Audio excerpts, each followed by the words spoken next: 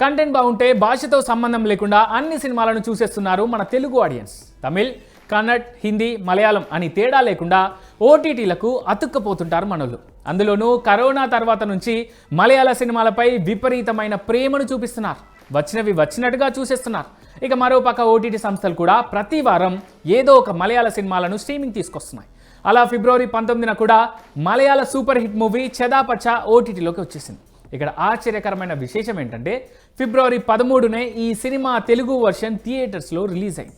అయితే పెద్దగా promotions చేయకపోవడంతో Telugu audience ఈ మూవీ గురించి పెద్దగా పట్టించుకోలేదు. కానీ ఈ మూవీ మలయాళంలో మాత్రం బ్లాక్ బస్టర్ హిట్గా నిలిచింది. చాలా తక్కువ బడ్జెట్తో తెరకెక్కిన ఈ సినిమా బాక్స్ ఆఫీస్ దగ్గర 30 కోట్లకు పైగా వసూళ్లు రాబట్టింది. ఈ క్రమంలోనే ఇప్పుడు ఈ మూవీ నెట్ఫ్లిక్స్లో స్ట్రీమింగ్ అవుతాం. మంచి రెస్పాన్స్ను కూడా రాబట్టుకుంటాం. ఇక చెదాపచ్చా కథ విషయానికి వస్తే కేరళలోని ఓ గ్రామంలో ముగ్గురు అన్నదమ్ములు ఉంటారు. ఈ ముగ్గురికి వరల్డ్ రెజ్లింగ్ ఎంటర్టైన్మెంట్ WWE అంటే పిచ్చి. ఈ గేమ్లో రెజ్లర్లు తీవ్రంగా కొట్టుకుంటుంటే ఈ బ్రదర్స్ తెగ ఎంజాయ్ చేస్తుంటారు. అలా WWEపై పిచ్చితోనే గ్రామంలో అలాంటి పోటీలు కూడా ఏర్పాటు చేస్తారు. ఇందుకోసం గ్రామంలో ఒక అండర్ గ్రౌండ్ రెజ్లింగ్ క్లబ్ ప్రారంభిస్తారు. అక్కడ కుస్తీ పోటీలు నిర్వహిస్తారు.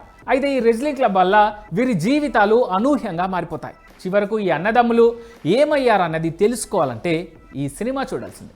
తెలుగు ఆడియన్స్కు బాగా పరిచయం ఉన్న అర్జున్ అశోకన్, రోషన్ మాథ్యూ, విశాఖ్ నాయర్ ఈ మూవీలో లీడ్ రోల్ చేశారు. అద్వైత్ నాయర్ ఈ మూవీని డైరెక్ట్ చేశాడు. ప్రముఖ మ్యూజిక్ డైరెక్టర్ శంకర్ ఎషాన్స్లాయ్ ఈ మూవీకి పాటలు అందించారు.